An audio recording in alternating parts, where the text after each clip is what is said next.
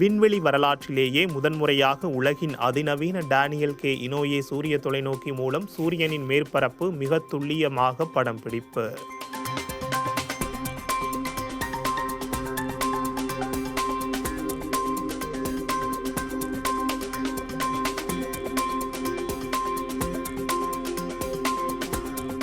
அலகாபாத்தில் இளைஞர்களுடன் கலந்துரையாடும் காங்கிரஸ் எம்பி ராகுல் காந்தி ஜார்க்கண்டில் மாணவர்கள் நடத்தும் போராட்டம் குறித்து அமைதி காத்து இரட்டை முகத்தை வெளிப்படுத்துவதாக பாஜக எம்பி ரவிசங்கர் பிரசாத் குற்றச்சாட்டு.